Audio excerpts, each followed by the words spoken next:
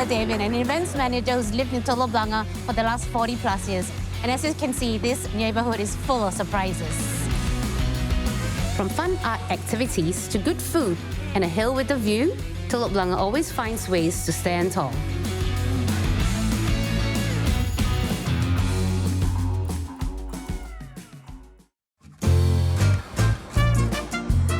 Stilt walking is a rare sight these days. Happy to see we still have a group practicing this cultural tradition in Singapore. And right here too, in my neighbourhood. Our stilt is the traditional kind. You have to keep moving when you're on it. You cannot stand still without moving. You will fall. Somehow, I had a bright idea that I could do this and decided to try it out. The most important thing is to balance, is to lift up your feet and smile. Okay? And smile. Yes. I didn't think this is how I'm going to start my morning. I am anxious, excited. There you go. Wait, just a minute. Start moving. Start moving. One, two. Yeah, you can do it. Confirm. Okay, Yeah, 1, 2. Okay, I'm ready to sit down now. For real, for real. I'm clearly not cut out for this. I am very scared.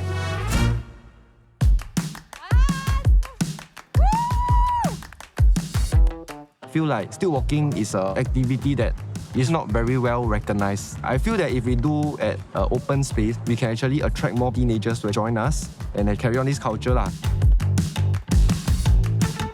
That worked up an appetite, so I'm going to get some breakfast and we'll explore more of Telok Blangah.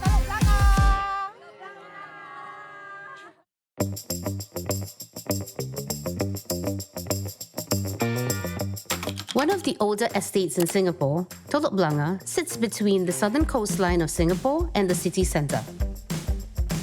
It's a neighbourhood where hilly parks and lesser-known heritage sites meet the waterfront. This is Telok Blangah Dry Food Centre. It's been around as long as I've been around. I have plenty of food options here. I have the 350 white one chili. Okay, thank you. That's my typical breakfast food, carrot cake. And no, it's not a dessert.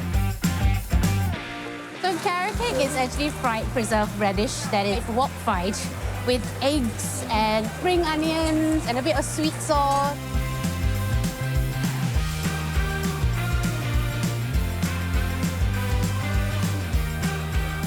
Hi.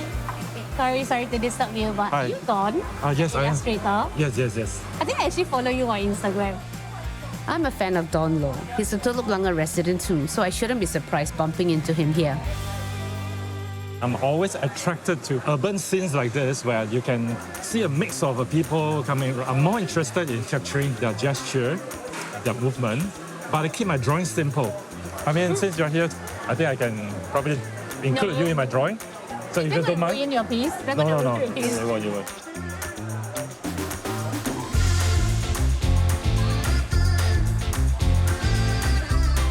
Okay, I think I'm almost done. Oh my god. Okay, that's actually very good. Oh, thank you so much. Yeah, that looks like me. Nice. I'll take a picture. Thank you. A 10-minute walk from here brings us to my workplace. This is where I work, Gillman Barracks. It's an art and entertainment lifestyle hub housed in colonial buildings that used to be the British military barrack. This is Ida's bar and event space. I manage Ida's, so I do the events here. Right behind me is Charlotte Paxi Flowers, which is a florist. Morning, Pamela. How are you? I'm good. Oh, amazing. I make it to about... This is my boss, Charlotte. She owns both Ida's bar and the floral studio. Charlotte curates floral arrangements that take inspiration from both British and Singaporean gardens. I love how her bouquets always feel wild and organic, like they've been freshly picked. So a lot of the flowers are based on very Singaporean aesthetics as well. So we will use a lot of orchids and things like that, but we will blend it with textures and stuff, so it gives it much more of a unique feel as well. So this is plumbago. It's a very robust plant that we grow here in Singapore.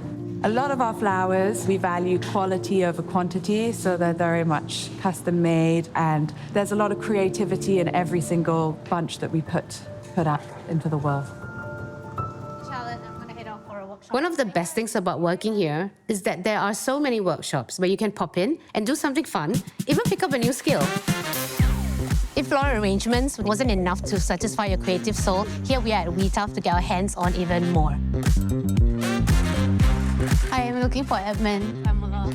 Besides having the largest yarn wall in Singapore, Tuft also maintains a rug wall featuring works made by their staff and experienced tufters. Why I started Tuft is because I realized that this tufting scene here in Singapore is pretty small. I thought I can scale it bigger. We can comfortably host up to 200 packs here at Gillman Barracks. So this is something very therapeutic. People can come in, they can laugh, they can tuft. I'm going to make the logo for Ida's bar today. So, the idea is to thread the yarn through these tiny holes. It's definitely harder than it looks. Faster than I actually thought it was going to be. Ooh. Can't draw straight lines. So bad at this. It looks like I'm destroying and not creating art. Edmund says that some designs take more than 8 hours to make. But thankfully, our Ida's logo is simple enough to get done in a short time. Done. My tufting masterpiece is finally ready. Isn't it amazing?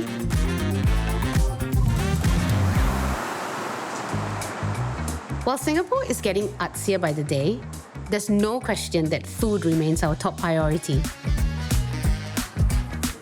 I am here at Siam Yim Food Centre. It's a popular food spot. I am going to eat one of my favourites, which is the Char Teow. Hello, Uncle. I want to order one plate of Char Teow, please. So, do you want spicy? Yeah, extra spicy. Thank you very much. Thank you. Char Teow is actually a stir-fried noodle dish with flat white noodles mixed with lard and sweet soya sauce, prawns, fish cake, bean sprout, eggs, and even cockles, and sometimes pork sausages. Thank you. But the best part of it is the wok hei that you get, which is basically the char from the wok that's glazed all over the noodles. Oh, I sell fried kway teow more than 35 years. I started this store with my sister. That plate of char kway teow was thoroughly satisfying, but now it's time to continue our journey through Telok Blangah. I want to show you a lesser-known museum located near my neighbourhood, Reflections at Bukit, Chandu. This museum honours the Royal Malay Regiment, a colonial infantry unit of local soldiers who bravely made Singapore's last stand against invading Japanese forces during the Battle of Pasir Panjang in World War II, right here on this very hill. The Malay Regiment today is one of the elite units in the Malayan army. But back then, it wasn't meant to be a big thing. It was meant to be an experimental company.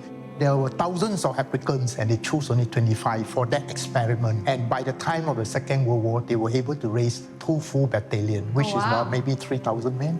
Yeah. The Battle of Pasir Panjang is important because it is the one battle that was fought during World War II here, which involved local troops, or rather troops who were raised in this region.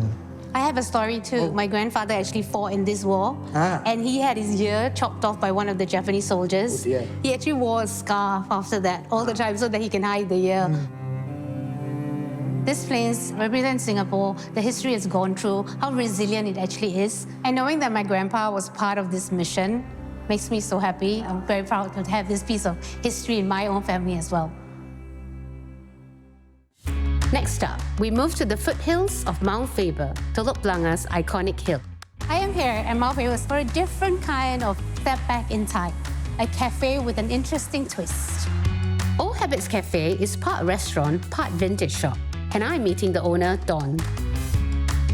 You can sip coffee and tuck into locally inspired Western comfort foods like chicken chop and pasta, but I come here for nostalgia and to see all the things I loved as a kid.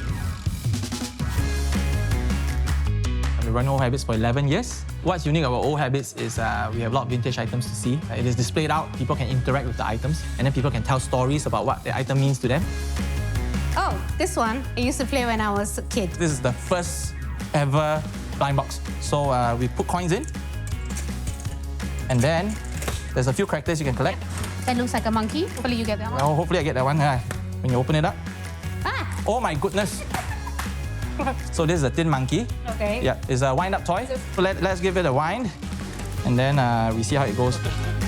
All Habits Cafe, in 2 words, treasure hunt.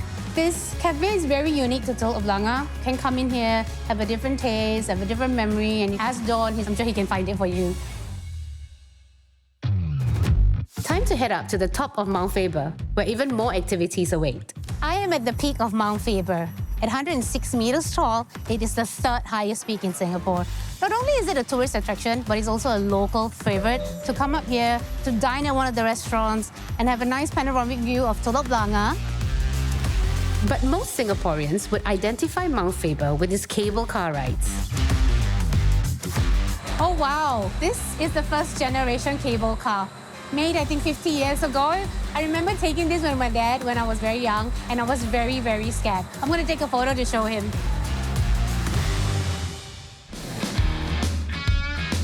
I climbed all the way up, so what better way to head back down than to take the cable car and soak in the magnificent views. I've had such an amazing day. I realized Telok Blangah is a place where you can come and enjoy old world charm of Singapore. Telok Blangah is not a quiet old town. It's always pulsing, reinventing, and building new communities. I enjoy living in Telok Blangah for this many reasons.